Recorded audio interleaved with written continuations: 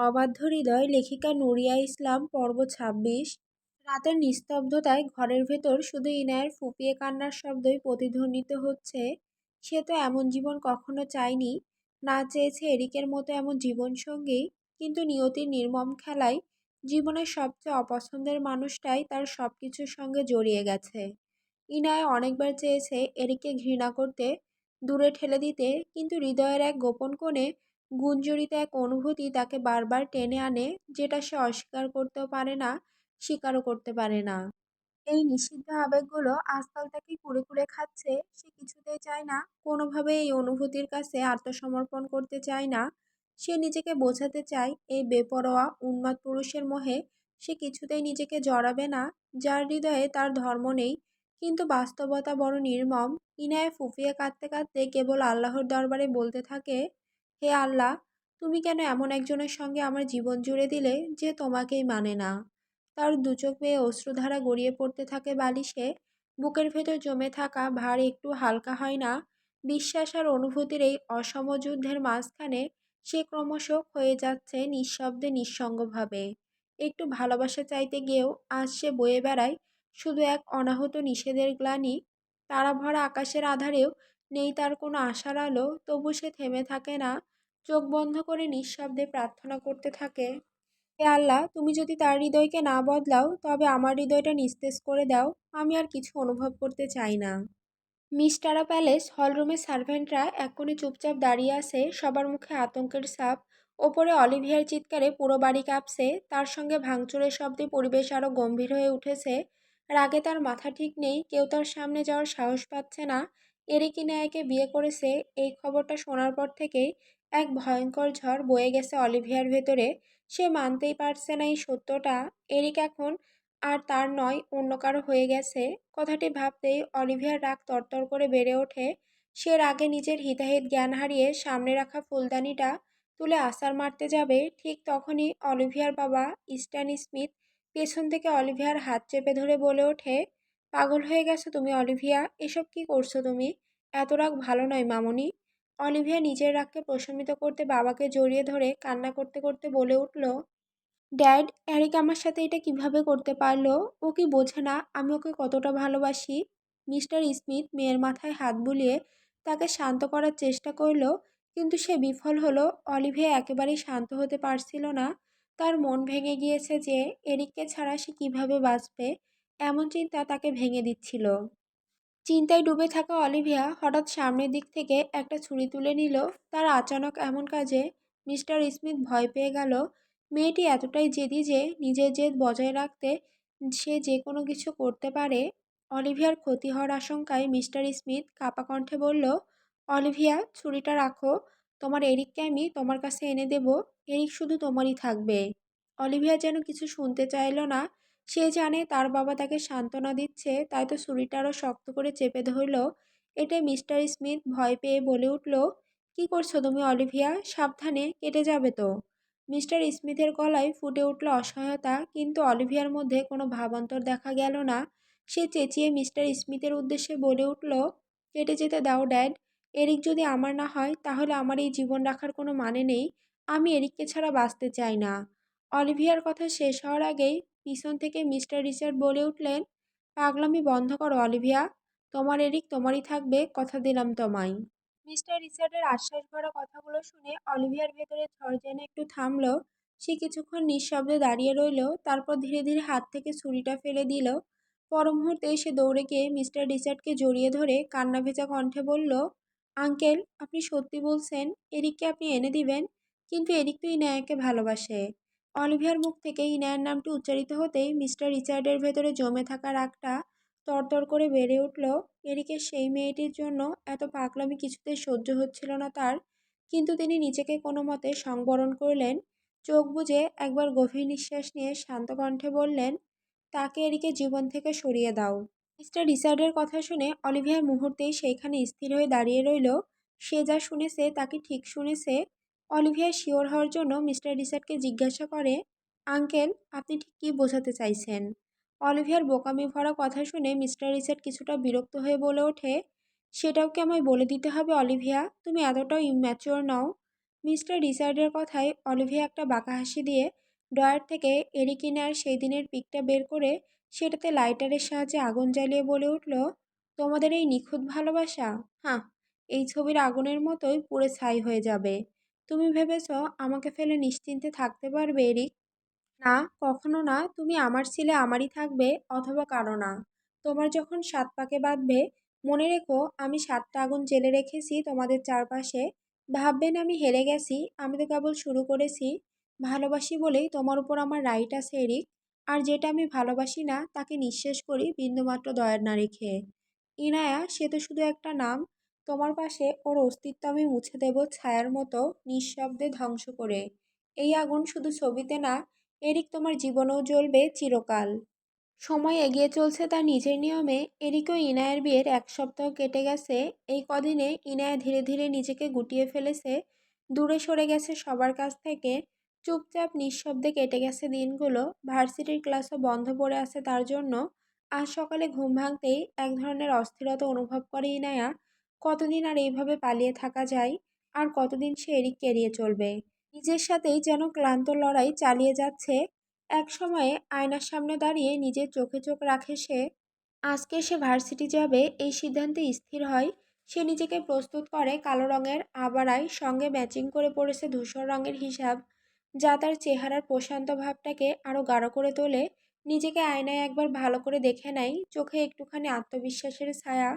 তারপর ব্যাগ কাঁধে ঝুলিয়ে বেরিয়ে পড়ে ইউনিভার্সিটির পথে। ভর দুপুরের আলোয় ক্যাম্পাসের সামনে যখন এসে নামে, তখনই ফোন বেজে ওঠে। স্ক্রিনে ভেসে ওঠে সোফিয়ার নাম। ইনায়া এক মুহূর্ত দেরি না করে ফোনটা পিক করে। ওপাশ থেকে সোফিয়া বলে ওঠে, কিরে, কত দূর তুই? ক্লাস শুরু হয়ে যাবে, তাড়াতাড়ি আয়। সোফিয়ার কথা শুনে ইনায়া বলে ওঠে, আমি ইউনিভার্সিটির সামনে আছি, একটু ওয়েট কর, আমি আসছি। ইনায়ার কথার জবাবে সোফিয়া বলে ওঠে, ঠিক আছে, দ্রুত আয়, আমি অপেক্ষা করছি। কথাটা বলেই সোফিয়া কল কেটে দেয়। ইনায়া ফোনটা ব্যাগে পুরে একবার চারপাশটা দেখে নেয়। ক্যাম্পাসের গেটের ওপারে রাস্তা, আর রাস্তার ওপারে সে। একটা স্বাভাবিক নীরব দুপুর। সে পা বাড়ায় রাস্তা পার হওয়ার জন্য। ঠিক তখনই এক ঝটকায় সামনে এসে দাঁড়ায় একটি কালো রঙের গাড়ি। ব্রেকের তীক্ষ্ণ শব্দে ইনায়া থমকে যায়। কিছু বুঝে ওঠার আগেই গাড়ির দরজা খুলে বেরিয়ে আসে ৪-৫ জন মুখোশধারী পুরুষ।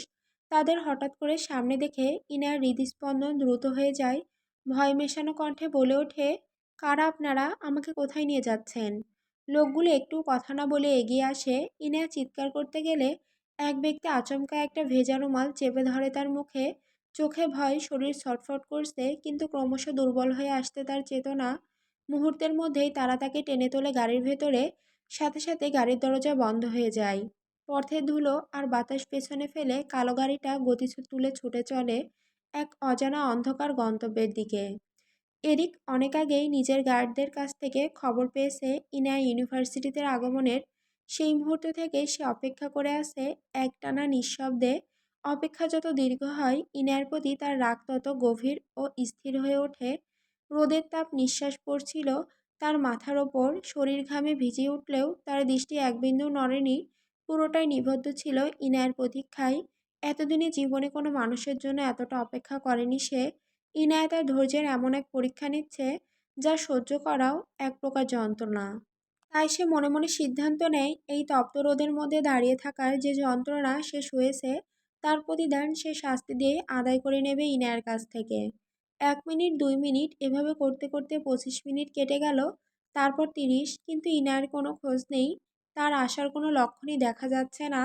এরিকা নিজেকে থামিয়ে রাখতে পারল না। মনের মধ্যে জমে থাকা রাগ আর বিরক্তি একসাথে বিস্ফোরিত হয়ে উঠল। সে রাগে ফুঁসতে ফুঁসতে সোজা ইনায়ের ক্লাসরুমে ঢুকে পড়ল।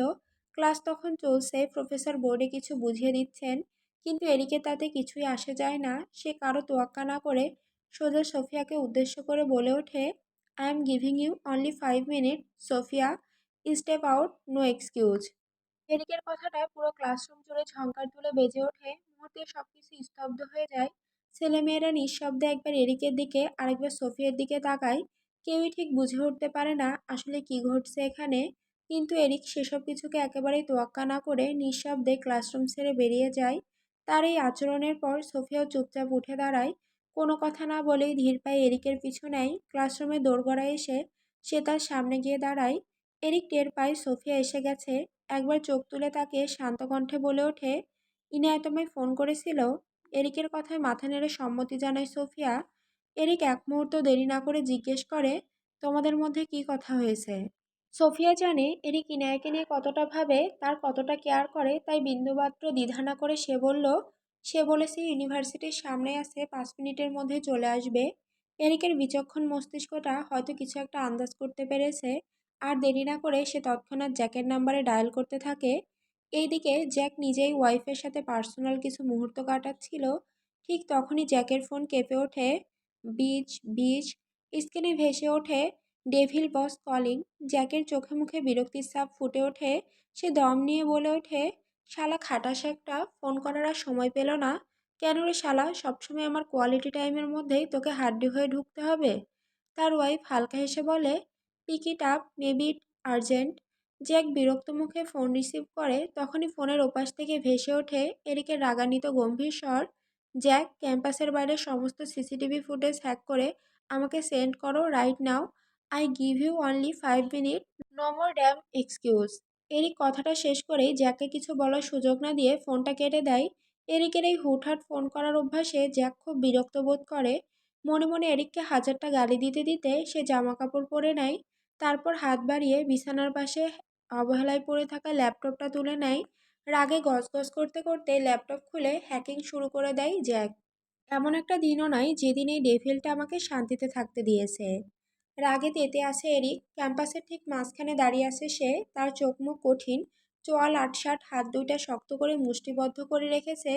তার চোখে তাকাতে সাহস পাচ্ছে না কেউ। গার্ডরা দূর থেকে দাঁড়িয়ে তার প্রতিক্রিয়া বুঝে নিতে চেষ্টা করছে, কিন্তু তার শারীরিক ভাষায় বলে দিচ্ছে একটু ভুলচুক বরদাস্ত করবে না সে। অবশেষে গার্ডদের একজন সাহস সঞ্চয় করে এগিয়ে আসে। তার পা ভারী হয়ে উঠছে, কণ্ঠ শুকনো, তবু দায়িত্বে অবহেলা করতে পারে না সে। অতি ধীরে মাথা নিচু করে এরিকের সামনে এসে দাঁড়ায়। কণ্ঠ ক্ষীণ করে বলে ওঠে, বস মাফ করবেন, আমরা ম্যাডামের দিকে ঠিকভাবেই নজর রাখছিলাম, কিন্তু বুঝতে পারছি না কিভাবে এমনটা হলো। এরিক এমনিতেই আগুন হয়েছিল, গার্ডদের হঠাৎ বলা সেই নির্লিপ্ত কথাটায় তার ভেতরের রাগটা যেন দ্বিগুণ হয়ে ছড়িয়ে পড়ল শরীরের প্রতিটি কোণে। চোখ মুখ আরো কঠিন হয়ে গেল, মুহূর্তে সে বিস্ফোরিত হলো, চিৎকার করে উঠল, শালা বাস্টার্ড, একটা কাজও তোরা ঠিকঠাক করতে পারিস না, তোদের কি বাল করতে আমি পুষি? ঠিক তখনই এরিকের ফোনে একটা নোটিফিকেশনের শব্দ বেজে ওঠে। বিরক্ত মুখে সে পকেট থেকে ফোন বের করে স্ক্রিনে তাকিয়ে দেখে জ্যাক কিছু ভিডিও ফুটেজ পাঠিয়েছে। নিজের রাগকে নিয়ন্ত্রণ করে একটানা চোখ রেখে ভিডিওগুলো চালাতে থাকে। প্রথম দু একটা ভিডিও দ্রুত স্কিপ করে, মনোযোগ দেয় না তেমন। কিন্তু হঠাৎ এক জায়গায় এসে তার আঙুল থেমে যায়, চোখ স্থির হয়ে আসে স্ক্রিনে। একটি নির্দিষ্ট ফুটেজে কিছু দেখে তার ভ্রু সামান্য কুঁচকে ওঠে। তারপর ধীরে ধীরে ঠোঁটের কোণে ফুটে ওঠে এক রহস্যময় বাঁকা হাসি। ফিসফিস করে সে বলে ওঠে, শালা মাদার ফাকার, আমার জানের দিকে হাত বাড়িয়ে তুই ভালো কাজ করিসনি। তোকে আমি মাটিতে পুঁতে ফেলবো, আই সয়ার, কিন্তু তার আগে এর পিছনের আসল মাথাটাকে খুঁজে বের করা জরুরি। বলেই এরিক ঠোঁটের কোণে সেই রহস্যময় হাসিটা ধরে রেখে শীষ দিতে দিতে পিছন ফিরে হাঁটতে শুরু করে। আঙুলের চাবিটা ঘুরতে থাকে তাল মিলিয়ে, ধাতব আওয়াজে এক অদ্ভুত ছন্দ বাজে চারপাশে। গার্ডদের দিকে আর একবারও ফিরে তাকায় না। সে নিজের শ্যাডো রাইডারটার কাছে গিয়ে থামে। কালো বাইকটা দাঁড়িয়ে আছে তার মতোই নীরব, অথচ বিপজ্জনক ভঙ্গিতে। চাবি ঘোরাতেই ইঞ্জিন গর্জে ওঠে, গম্ভীর শব্দে কেঁপে ওঠে ক্যাম্পাসের বাতাস। এরিক হেলমেট না পরে বাইকে চড়ে বসে, গতি তোলে নিঃশব্দে। এরিক বাইকে চড়ে চলে যাওয়া মাত্র গার্ডদের চোখে মুখে একটা স্বস্তির ছাপ পড়ে, যেন দমবন্ধ ঘর থেকে বেরিয়ে এসেছে সবাই। সানরাইজ প্যালেসে তুফান বয়ে চলেছে। এরিক প্রচণ্ড রাগে হলরুমে দাঁড়িয়ে মিস্টার রিচার্ডের নাম ধরে চিৎকার চেঁচামেচি করছে। Mister Richard, enough hiding, come out right now, we need to talk now. Mister Richard, অনেক লুকোচুরি হয়েছে, এবার বেরিয়ে আসুন, আমাদের কথা বলতে হবে। মিস্টার রিচার্ড, এরিকের উত্তেজিত কণ্ঠস্বর শুনে তিনি আর চুপ থাকতে পারলেন না। এক প্রকার বাধ্য হয়ে নিচে নামতে নামতে বললেন, ডোন্ট শাউট এরিক, এটা ভদ্রলোকের বাড়ি, তোমার মাস্তানি করার জায়গা না। মিস্টার রিচার্ডকে দেখা মাত্র এরিক হুঙ্কার দিয়ে বলে ওঠে, হোয়ার ইজ শি ড্যাড? এরিকের মুখভঙ্গি আর চোখের ভাষা দেখে মিস্টার রিচার্ড যা বোঝার তা বুঝে নিলেন ছেলেটা ঠিক কী জানতে চাইছে। তাই তো তিনি তাকে উদ্দেশ্য করে বললেন, such aggression, for what? A girl, A Muslim girl? এতটা উন্মাদনা এরিক, কার জন্য? ওই মুসলিম মেয়েটার জন্য? মিস্টার রিচার্ডের বারংবার ইনায়াকে নিয়ে এমন তুচ্ছ তাচ্ছিল্য করা এরিকের মোটেও ভালো লাগে না। এতে মিস্টার রিচার্ডের সামনে এরিকের হিংস্রতা বারংবার প্রকাশিত হয়। ইস্পাতের মতো শক্ত পুরুষালী দেহটা ক্ষিপ্ততায় কেঁপে ওঠে। সে রেগে গিয়ে মিস্টার রিচার্ডের উদ্দেশ্যে বলে ওঠে, don't you dare reduce her to her religion, dad. She is not just a Muslim girl, she is a someone I love. তার ধর্ম নিয়ে তাকে ছোট করা আমি বরদাস্ত করব না, ড্যাড। সে শুধু একটা মুসলিম মেয়ে নয়, সে হলো আমার এক অন্তহীন আসক্তি, যার প্রতি আমি আসক্ত। তাই শান্তভাবে জিজ্ঞেস করছি, ইনায়া কোথায়? বলে দাও, আমি একদম নিশ্চিত এই সব কিছুর পেছনে তুমি আছো। এরিকের কথা শুনে মিস্টার রিচার্ড দাঁতে দাঁত পিষে বলে ওঠে, বাজে কথা বলো না এরিক, তুমি কি সত্যি আমাকে সন্দেহ করছো? মিস্টার রিচার্ডের কথা শুনে এরিক তাচ্ছিলের হাসি দিয়ে বলে ওঠে, সন্দেহ নয় dad, I am damn sure এই কাজটা তুমি করেছো। তাই আবারও বলছি, সত্যিটা বলে দাও। এরিকের কণ্ঠে ছিল অদম্য ধীরতা। তার কথা শুনে মিস্টার রিচার্ড ধীর দৃষ্টিতে এরিকের দিকে তাকিয়ে বললেন, তুমি এতটাই উগ্র হয়ে উঠেছো যে নিজের বাবাকে অবিশ্বাস করছো। আমি জানি না তোমার সোকল্ড মুসলিম লাভার কোথায়। মিস্টার রিচার্ডের এরকম খামখেয়ালি জবাব এরিকের রাগকে আরো উস্কে দেয়। তার চোখে মুখে প্রতিটি রক্তকণা জ্বলতে থাকে ক্রোধে। এক মুহূর্তে নিয়ন্ত্রণ হারিয়ে সে পাশে থাকা টেবিলটায় প্রচণ্ড জোরে পা চালিয়ে ফেলে দেয় সেটিকে। টেবিলটা বিকট শব্দে উল্টে পড়ে যায়। সে চিৎকার করে বলতে থাকে, এইভাবে কথা বলবে না তুমি। তার কণ্ঠে রাগ, মিস্টার রিচার্ডের প্রতি বিদ্বেষ স্পষ্ট ফুটে ওঠে।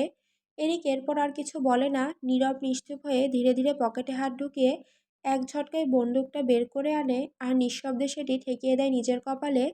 তোমাকে কিছু করতে পারবো না, কারণ তুমি আমার বাবা। কিন্তু নিজেকে শেষ করে দিতে আমার এক সেকেন্ডও লাগবে না। তোমার এম্পায়ার, তোমার সম্মান, তোমার অহংকার সব কবরের নিচে যাবে আমার সাথে। মিস্টার রিচার্ড জানে তার ছেলে এক বদ্ধ উন্মাদ। সে যা বলে তাই করে। তার উপর ওই মেয়েটার প্রতি তার পাগলামি আকাশ ছোঁয়া। সে একটা সামান্য মেয়ের জন্য নিজের একমাত্র ছেলেকে হারাতে চায় না। সে এরিকের পাগলামি দেখে ভয় পেয়ে বলে ওঠে, এরিক, স্টপ দিস ম্যাডনেস। কিন্তু হাই, মিস্টার রিচার্ড কিছুটাই এরিককে থামাতে পারছে না। তার ভেতরের উন্মাদনা তাকে হিংস্র করে তুলেছে ক্রমশ। শেষে তিনি আর কোনো উপায় না পেয়ে এক প্রকার বাধ্য হয়ে বলে ওঠে, she is in the warehouse 47। Mister রিচার্ডের জবাবে এরিকের হিংস্র মস্তিষ্কটা জ্বলে উঠল আগুনের মতো। সে আর কোনো রকম সময় অপব্যয় না করে ছুটে চলল দরজার কাছে। পেছন ফিরে মিস্টার রিচার্ডকে উদ্দেশ্য করে বলল, if anyone happen to her, I swear to God I won't care if you are my father or the king of the goddamn world, I will burn this house of lies down myself. ও আমার সব কিছু, ওর যদি বিন্দুমাত্র ক্ষতি হয়, I swear to god আপনার গড়া পুরো সাম্রাজ্য আমি আগুনে পুড়িয়ে ছারখার করে দেব। আমি রিপিট, একেবারে ধ্বংস করে দেব। অন্ধকার গুদামঘর। ইনায়ের জ্ঞান ফিরতেই সে নিজেকে আবিষ্কার করলো একটি স্যাঁতসেঁতে অন্ধকার গুদামঘরের ভেতর। শক্ত করে চেয়ারে বাঁধা অবস্থায় ধীরে ধীরে চোখের পাতা খুলতেই চোখের সামনে ধরা দিল এক ভয়ঙ্কর দৃশ্য। তার সামনে দাঁড়িয়ে ছিল অলিভিয়া, যার চোখে ছিল রহস্যময় ঠান্ডা দৃষ্টি। তার পাশে ছিল আরও দুজন পুরুষ। একজনকে ইনায়া আগে বিশ্ববিদ্যালয়ে দেখেছে, আর অন্যজন ছিল স্পষ্টত একজন গ্যাংস্টার টাইপের লোক। কোমরে গোজা, আগ্নেয়াস্ত্র, মুখ ভর্তি কঠোরতা। এদের পেছনে সারিবদ্ধভাবে দাঁড়িয়েছিল মুখোশ পরা কালো পোশাকের বেশ কয়েকজন গার্ড। পরিস্থিতি বুঝে উঠতেই ইনায়ার হৃদস্পন্দন বেড়ে যায়। ভয়, বিভ্রান্তি আর আশঙ্কার মাঝেও সে চোখ বন্ধ করে আল্লাহকে স্মরণ করে ফিসফিসিয়ে বলে ওঠে, হে আল্লাহ, তুমি সহায় হও, রক্ষা করো আমায় এইসব হিংস্র মানুষদের হাত থেকে। অলিভিয়া ধীরে ধীরে এক পা দুপা করে ইনায়ার দিকে এগিয়ে এলো। তার চোখে স্পষ্ট ইনায়ার প্রতি বিদ্বেষ ফুটে উঠেছে। সে কোনো কথা না বলে হঠাৎ করে ইনায়ার গালে এক শক্ত থাপ্পড় বসিয়ে বলল, এই থাপ্পড়টা কেন দিলাম জানিস? আমার থেকে আমার এরিককে কেড়ে নেওয়ার জন্য। ইনায়ের নরম গালে অলিভিয়ার 5 আঙুলের ছাপ স্পষ্ট হয়ে উঠেছে। ব্যথায় দাঁত দিয়ে ঠোঁট কামড়ে ইনায়া চেপে ধরল নিজের অনুভূতিগুলো। অলিভিয়ার এইসব পাগলামিতে তার ধৈর্যের বাঁধ ছিঁড়ে যেতে চলেছে। বিশ্ববিদ্যালয়ের প্রথম দিন থেকেই অলিভিয়া তার উপর নিজের আক্রোশ ঝরিয়ে আসছে। ইনায়ার সহ্য করতে পারল না। আক্ষেপ ভরা কণ্ঠে সে বলে ওঠে, অলিভিয়া, তুমি যা করছো তা ভুল। ভালোবাসা কখনো জোর করে বা জবরদস্তি করে পাওয়া যায় না। আল্লাহ তোমাকে হেদায়েত দিক। ইনায়ের নীতি কথা শুনে অলিভিয়া তেলে বেগুনে জ্বলে ওঠে। সে ইনায়াকে আরেকটা থাপ্পড় মেরে বলে ওঠে, আমার এরিককে কেড়ে নিয়ে তুই এখানে আমাকে নীতি কথা শোনাচ্ছিস? আজ আমি চিরকালের জন্য তোকে এরিকের জীবন থেকে দূর করে দেব। তোর অস্তিত্বের কোনো জায়গা আমি এরিকের জীবনে বরদাস্ত করব না। এরিক শুধুমাত্র আমার হবে। এই কথা বলেই অলিভিয়া তার পাশে দাঁড়িয়ে থাকা গ্যাংস্টারের রাইট হ্যান্ডকে জোরালো কণ্ঠে বলে উঠল, শুট হার। অলিভিয়ার অর্ডার পেতেই লোকটা বন্দুক টেনে ইনায়ার কপালে ঠিক মাঝখানে ঠেকিয়ে দেয়। বাঁকা হেসে তার বসকে উদ্দেশ্য করে বলে ওঠে, বস, শুট করে দিই, শেষ করে দিই মেয়েটাকে। এই বলেই লোকটি হিংস্রভাবে হেসে টিকেট টেনে ধরল। ঠিক সেই মুহূর্তেই পেছন থেকে গ্যাংস্টার লোকটি বলে উঠল, এই থাম। লোকটি সঙ্গে সঙ্গে বন্দুকটা সরিয়ে বলে উঠল, কি হলো বস, থামতে বললেন কেন? গ্যাংস্টারটি ইনায়ের দিকে তাকিয়ে বিশ্রীভাবে হেসে বলে ওঠে, এত তাড়াতাড়ি এত সুন্দর পাখিটাকে মেরে ফেলবো? আগে একটু টেস্ট করে দেখি। মুসলিম গার্ল, পিওর ভার্জিন, এই মাংসের স্বাদ নিশ্চয়ই ভিন্ন হবে। নিজের সম্পর্কে লোকটির মুখে এমন কুরুচিপূর্ণ মন্তব্য শুনে ইনার পুরো শরীরটা কেমন ঘিনঘিনিয়ে উঠল। সে এমন হিংস্র মানবদের খারাপ স্পর্শ থেকে বাঁচতে আল্লাহর কাছে পানা চাইল। হে আল্লাহ, তুমি আমার পবিত্রতা রক্ষা করো, আমি তোমার কাছে পানা চাচ্ছি এই ঘৃণিত স্পর্শ থেকে। ইনায়ের ভয়ার্ত মুখ দেখে লোকটি যেন খুশি হলো। সে ধীরে ধীরে যে ইনায়ের দিকে হাত বাড়াতে যাবে, ঠিক সেই মুহূর্তেই তীব্র আওয়াজের সাথে সাথে গুদাম ঘরের দরজাটা ছিটকে পড়ে যায়। ধোঁয়ার ভেতর থেকে ধীরে ধীরে এক ছায়ামূর্তি স্পষ্ট হতে থাকে। এরিক, যার চোখ অগ্নিস্ফুলিঙ্গের ন্যায় জ্বলে উঠেছে, মুখে তীব্র রাগের ছাপ, হাতে শক্তভাবে ধরে রেখেছে লোহার রড। পুরো শরীর উত্তেজনায় কাঁপছে, প্রচণ্ড ক্রোধ যেন তার রন্ধে রন্ধে জ্বলে উঠেছে। গ্যাংস্টার লোকটিও তার গার্ডরা মুহূর্তেই সতর্ক হয়ে পড়ে।